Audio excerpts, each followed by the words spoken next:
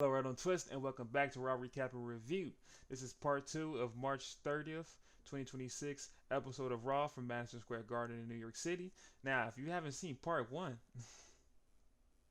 this dude said he didn't see part 1, man. Can you believe that? Watch part 1! It's up there! Why are you looking at me if you ain't seen part 1? But if you have seen part 1, welcome back. We on part 2, man. We left off talking about Finn Balor and his vignette, getting his match announced at WrestleMania, and now we're handling with Brock Lesnar. He pop out with Paul Heyman, shorts on, gloves. He ready for a fade. Paul Heyman does his signature stick, says he's the advocate for the baddest man on the planet. Says how Brock's been the top guy for 25 years. How says Brock was distracted last week because he was trying to beef with Seth and got caught off guard by Oba Femi. He said he wasn't even out in his ring gear because he wanted to have a civilized talk with Oba Femi. But now, since that happened last week, all of that is dead. Now it's just straight fade time. And he mentions how for 25 years everybody, when they look eye to eye with Brock Lesnar, they piss theyself. And Oba Femi gonna be pissing himself. And Brock got tired of it. He said, enough. Took the mic out of Paul Heyman's hand and said, you know what, man? He said, enough, Heyman.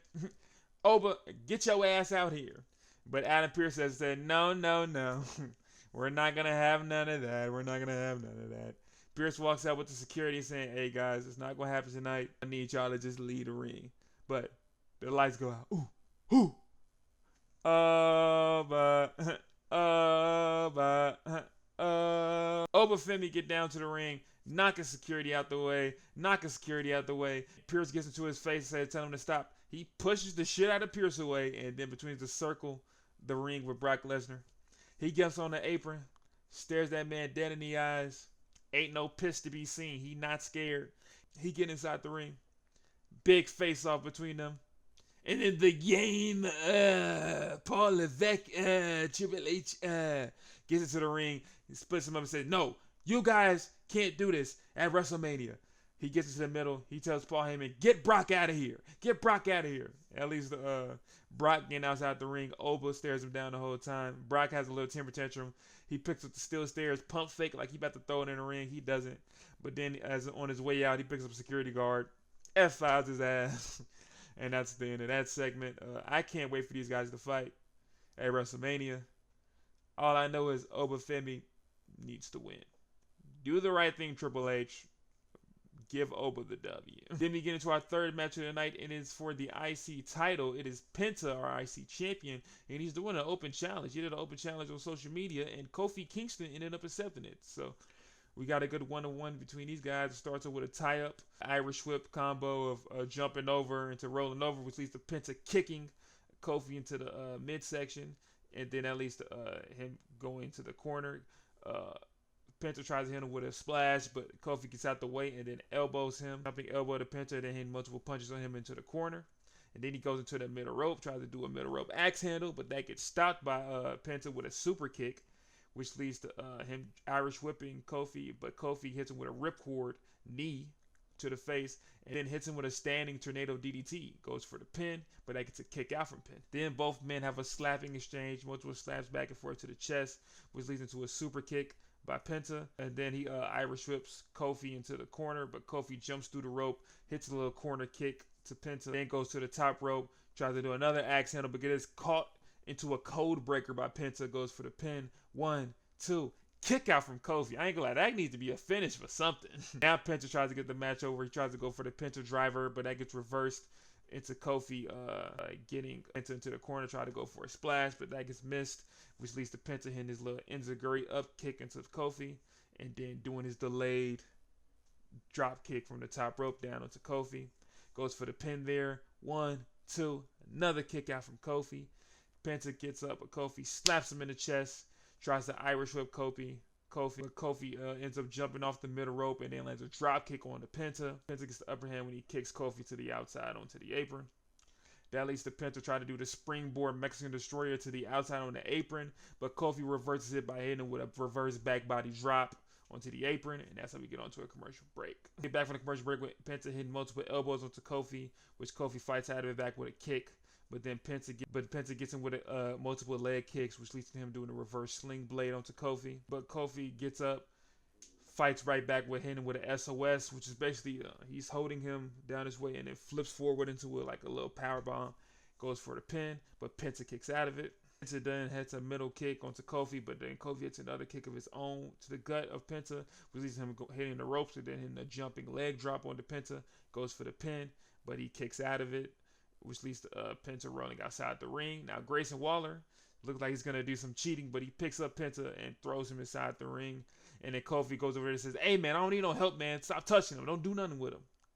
Which leads to Penta rolling right back outside the ring. Kofi then tries to dive onto Penta, but Penta catches him and then lands with a big back suplex onto the announce table. And Grayson goes over to Kofi's corpse saying, "Oh, you don't need my help, Kofi? You don't need my help, Kofi?" Which leads to Penta hitting him with a Mexican destroyer onto the outside. Then he gets Kofi into the ring, goes to the top rope, tries to hit a crossbody, but Kofi hits him with the Trouble in Paradise, goes for the pin. 1, 2, kick out. Penta's still in the match. That leads to Kofi getting Penta to the corner, tries to hit him with a superplex, but as he tries to lift him up, Penta lifts him up and slams him down to the ground. Penta gets to the middle rope, does the middle rope Mexican destroyer. 1, 2, 3. Good dub for Penta. Entertaining match. Good back and forth. Man, they really massacred Trouble in Paradise. Because, man, I ain't gonna lie. Catching Trouble in Paradise and catching Codebreaker not being the finish of a match is kind of crazy. But good retain for Penta. Probably get that match. 3.75. First 3.75 of the video. 3.75. Good back and forth between them. You know what? I'd probably give it a 4. I'll probably give it a 4. Who knows? One of those. Right after, we get an interview from Penta, and Jackie Redmond's in the ring with Penta asking him, what's his plans for WrestleMania? And Penta says, my plan for WrestleMania is pain. And not just for them, for me, because I'm going to be defending this title in a ladder match at WrestleMania. And later in the show, the people that get announced the match is going to be Javon Evans, a.k.a. my cousin. I'm playing. It's not my real cousin. Rusev. Good to see him on a WrestleMania card. JD McDonough. Good to see him on the card. And Dragon Lee. So a 5-man IC title match. I don't know why they didn't just go for 6.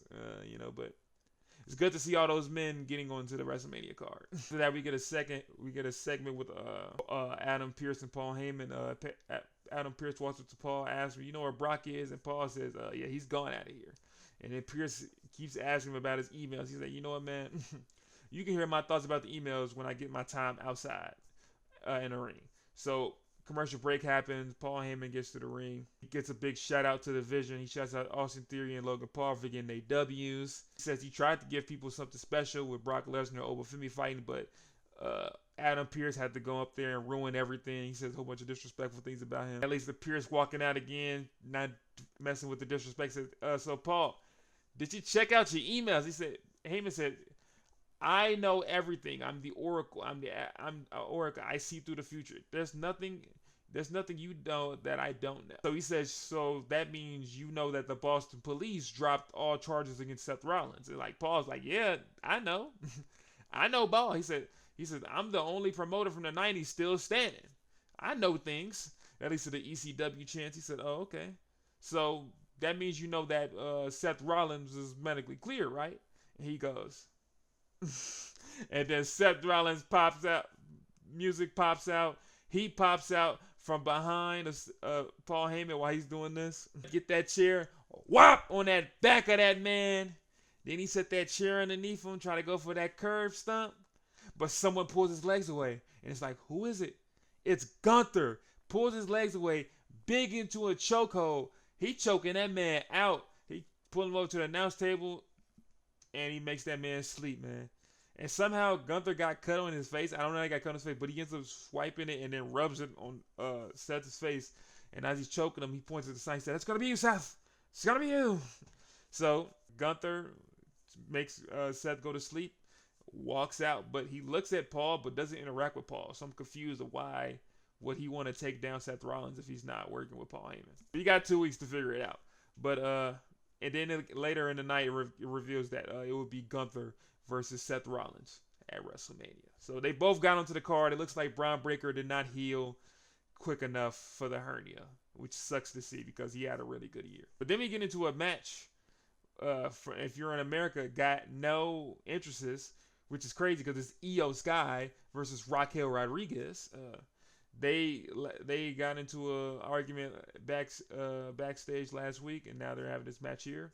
And I feel like I guess they were running out of time to deal with stuff. That's why I was no interested. But they get into a tie-up to start the matchup, which leads to Raquel picking up Io and then spearing her down to the corner, hitting her with multiple spears in the corner.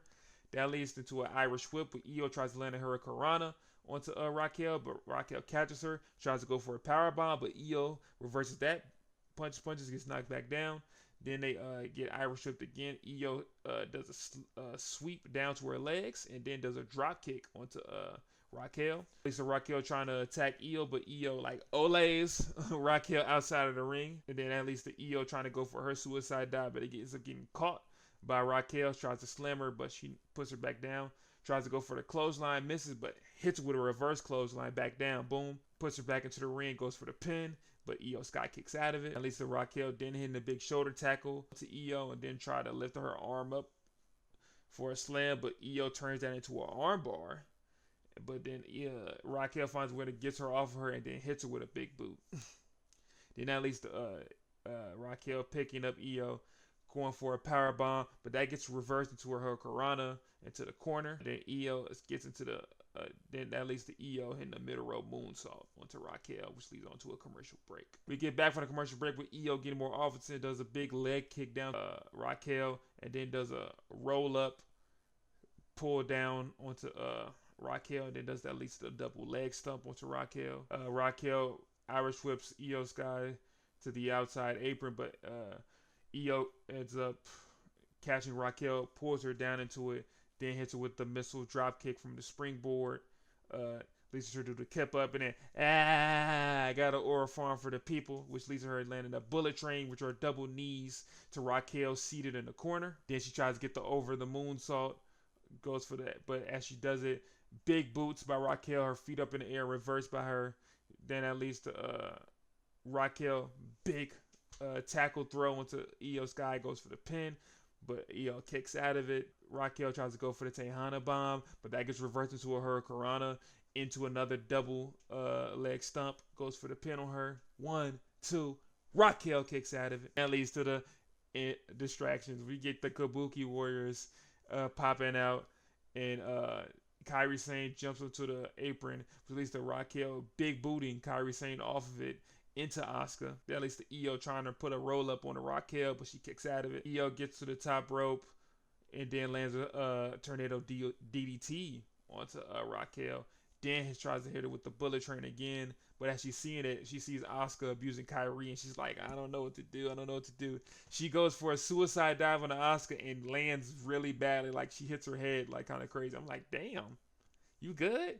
And that leads to her like saying like, trying to make sure Kairi's good. She said, I did that for you.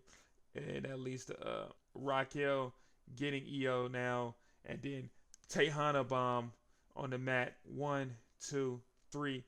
Raquel Rodriguez gets a big win on a former champ of Io, and Io has been losing, and it's looking like she's not going to have any direction towards WrestleMania. It's looking like it's going to probably be against Asuka, but I don't know. Overall, I probably like this match would probably be a 3.75. This match, overall, I'll give this match a 3.5. Good back and forth between the women. I just hate when matches don't get that real final finish to it. The interruptions really ruined the match for me, but I guess I kind of do like when interruptions happen and the person that is interrupted doesn't win, because they're overpowered when they do interrupt. But then we get into a reveal of John Cena will be hosting WrestleMania, which makes me kind of sad. I don't have any tickets there, so if you want to give me some tickets, I want to see Big John, But then we get on to the main event of the evening, which is not wrestling, it's talking. Barely, because we get Roman Reigns, the tribal chief. He has his good old slow walk, good old point to the air, finger, pyro into the ring. He takes a sweet time, goes to New York City, acknowledge me. That man Punk, he with all the BS. Finishes taping up the hand, only taped in one hand because he only using the right. Takes the belt off, get into the ring. boom, boom, boom, boom. Multiple, the man getting into multiple punch exchanges leads to Irish whip by Punk, which gets stopped by Roman Reigns hitting him with a clothesline. And that leads to Roman then trying to throw Punk outside, but Punk reverses that throw by throwing him out to the outside. Then he slams Roman onto the table, picks him up, and then slams him to the ring post. But now Adam Pearce and all the security and all the important people backstage are trying to stop all the brawl.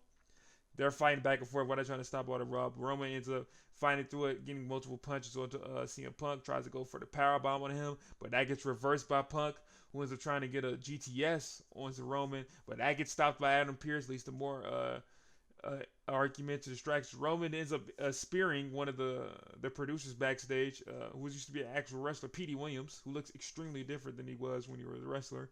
And with that distraction, Punk gets Roman Reigns, hits him with the GTS, which after Punk hits the GTS on Roman, he pump fakes the people thinking he's like, I'm finna leave, but nope. He goes right back around, picks up Roman Reigns, powerbomb through the announce table like Roman did to him last week. Then he start laughing and tweaking like last week. He's tweaking. I ain't gonna lie. He geeked right now. Gets into it crisscross applesauce in front of Roman, and then starts punching that man again. They pull him off away, and Punk aura farms on the barricade, walks down the barricade, getting high fives from the people, and that is how Raw ended. They said, we not talking. We gonna get straight to the action, and I'm not mad about it. I can't wait to see what they do at WrestleMania, man, and I wonder what it's gonna do for the future of the shows, because when you have like Punk, you know you got someone that's going to be there every day, mostly. And then you have Roman, who's not going to be there every day. So how do we pivot, or how are we going to work around that? I don't know. But that is the end of part 2 of Raw Recap and Review. If you enjoyed the video, please like it and subscribe to the channel so you can get more WWE content. And you can also get WWE 2K26 content on this channel. We're just finishing up the showcase, and pretty soon we're going to be playing the My Rise after that. So be sure to check out my channel for that. I'm Twist, and I'm out.